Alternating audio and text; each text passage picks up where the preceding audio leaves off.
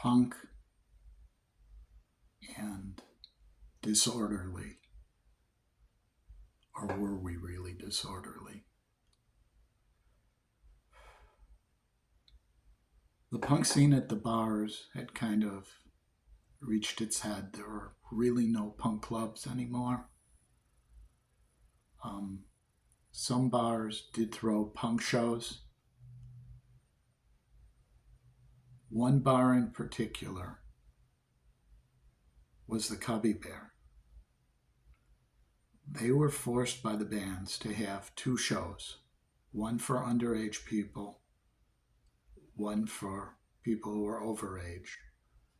The bands were primarily local that agreed to it. It was a great time for most people, but not always.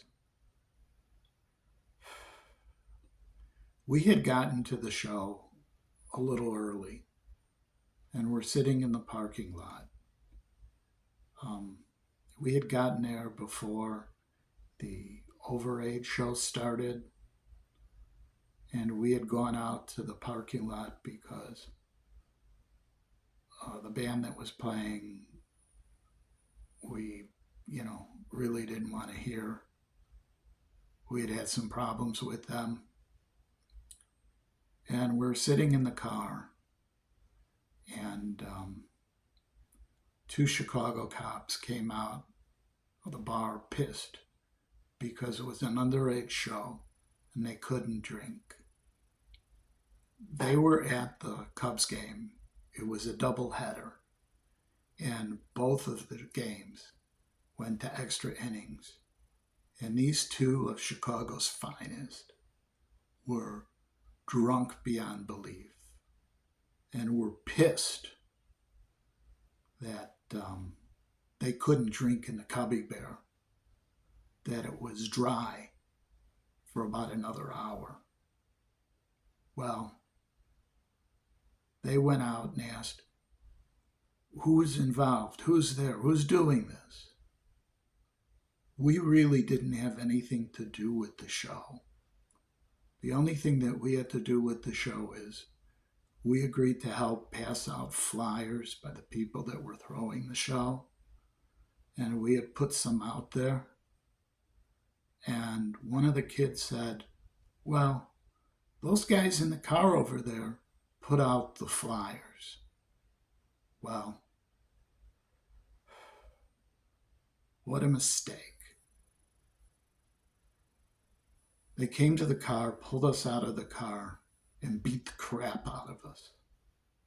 Not only did they hit me, but they pushed my wife, who was my girlfriend at the time, around. They beat us up. When other police came, because a camera crew had heard of what was going on, the other police told us to get the hell out of there unless we wanted to go to jail for inciting a riot. All we were doing was sitting in the car minding our business. We weren't disorderly. We weren't doing anything. We never took the names of the cops. First of all, we couldn't even see their badges. They were in t-shirts. They had their guns and their shirts were folded down. All we could see is the t-shirt because it was very hot out. I wish now that we would have known who the cops were. Or I wish now that we would have said, okay, bust us. Because maybe then the camera crews could have, done something.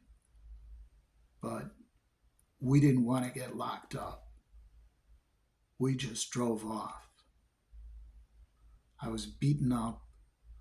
My eye was bleeding above. They had split it open. All in all, it was a miserable night. Not only did we not see the band that we really wanted to see, we missed the whole other show.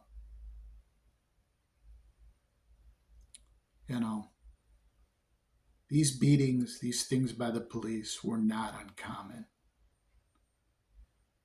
We heard of kids, young kids, 15, 16 years old, being hassled by the police by the way that they were dressed. Back then, I guess, they viewed it as these are like future hippies. They viewed the punks the same way. They didn't want any problems. If you remember, Chicago had had a history of political violence.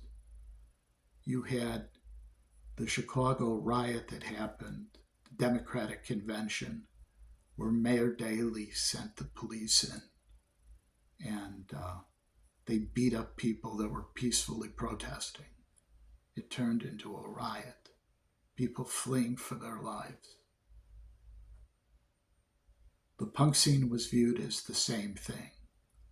It's a bunch of people at the time that were screaming for change, that wanted things to be different. Well, I guess you can always beat it out of people. You can always get people to conform. Now that it's all mainstream and corporate, the shows go on. They're million-dollar profit makers for large corporations that put on shows all across the country. It's really not punk. It's really just music. It's no different than seeing a big rock band.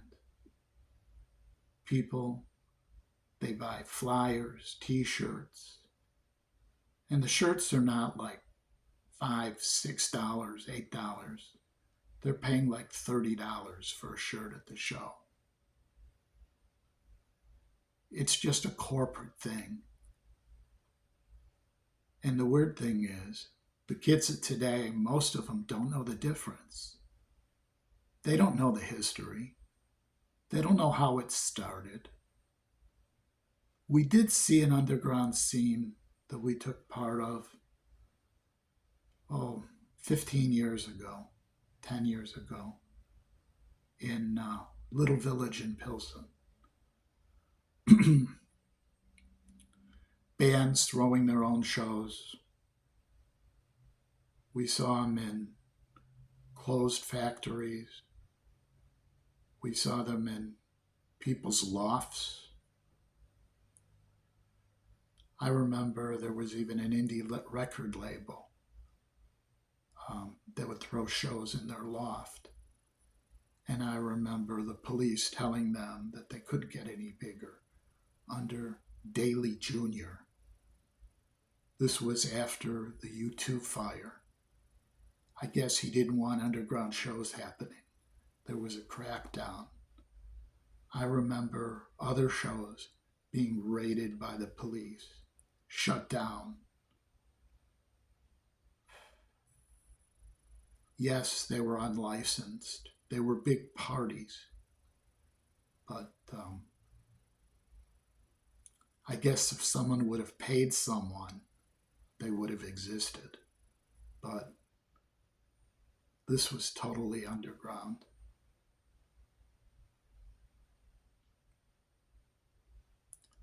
It still goes on. Not as big, not as advertised. It's on the hush-hush. You have to kind of know people, be part of the scene.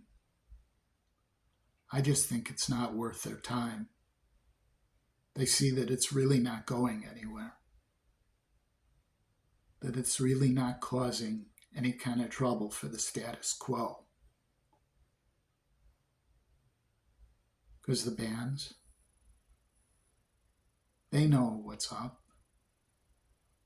They play for their community. Some of them have even toured. But I don't think it'll ever be mainstream. I don't think it'll ever get a following of 1,000 people. I think the shows are going to stay small. 100 people. maybe a large show.